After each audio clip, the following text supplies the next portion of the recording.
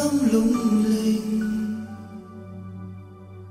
bóng đêm chia tay vội vã. Ngày mới có gió rì rào,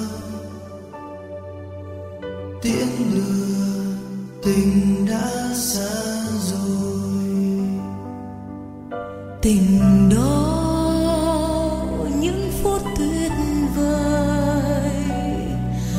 đắm say ngày hai chúng